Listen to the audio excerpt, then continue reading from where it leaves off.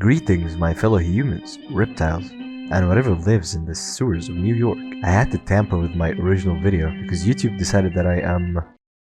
Just read for yourself. This review is only for the most niche of audiences, the typical abstract art enjoyer, and the quintessential David Lynch cult follower. Space Funeral is a game that contains neither space nor funerals, only blood, and more blood. Just like hemoglobin, this game is an acquired taste, which is coincidentally your main source of healing in this game. First time I played Space Funeral, I brushed it off as a game by a mentally ill man. Despite living in a world ruled by insane, tyrannical, and unreasonable men playing battleships with flesh automatons, I was quick to judge a man who makes an assortment of predetermined pixels trigger dopamine spikes in your overdeveloped Homo erectus brain. When you start the game, you are greeted with what you assume to be your home. Your mother and I think you should leave, says your stepfather, who is covered in blood from the battles he fought with his wife. You steal the family's savings, which are 25 rubles, which is around 2 cents, or more commonly,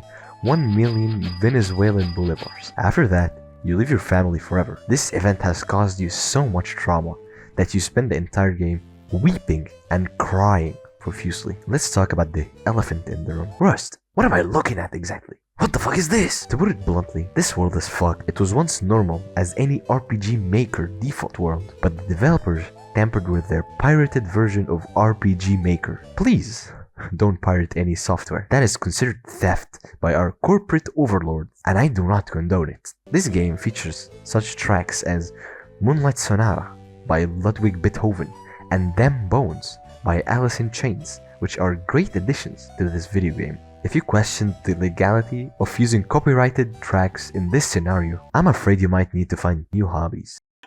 You start your adventure by visiting the inhabitants of the area. One of your neighbors says tyrannical statements, such as, "It's important to obey all rules." Think about it. This is complete authoritarian propaganda, and I will not tolerate it in this review. Just when you think the neighbors couldn't get any more oppressive, you meet the wizard, who says some very controversial statements, such as, "All things are manifestations of this one thing. All cities are aspects of the city, but it has been corrupted. You are already doomed." This could be interpreted as the fundamental aspect of human nature, like greed or desire for control, or larger societal systems and their underlying forces such as capitalism, consumerism, and worst of all, the corrupted cycle of day-to-day life and its inevitability, which is ethically dubious and very metaphysical. After you leave the wizard's house, you can go either north or east. I won't say what you find east, but if you go north, you find the leg horse, the pinnacle of character design. It's a horse completely made out of leg, therefore leg horse. You and leg horse continue your journey to the blood lake. You find your quadriplegic brother in the shop. He serves as a mattress for the guests. After buying tickets, you go to the boat. Just a quick heads up, this ride may go on forever if you don't talk to leg horse.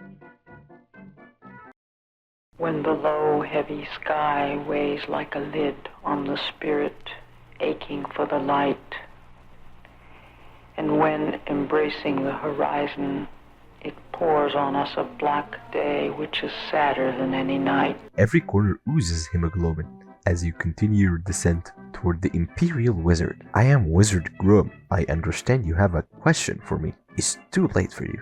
However, I sense a mysterious fate in store for you. I can tell you more if you let me drink your blood.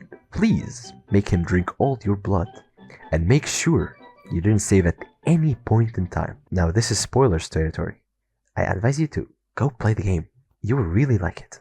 Anyway, I can't hear you, so I hope you aren't jacking off to my voice. Space Funeral is more about the questions it asks more than the answers it clearly doesn't provide. In the end, you fight Moon, which is hinted to be the entity that made the world this way. After you spam enter for a couple of minutes, Moon disintegrates. Everything is reverted back to its original state, which, if you ask me, isn't necessarily a normal or original state. It's all a matter of perspective. I'd be severely traumatized and terrified if I woke up in a nightmarish medium like an RPG Maker video game. I'd much rather be in the much superior realm of Unreal Engine games, where I can customize my cup size and cock size simultaneously.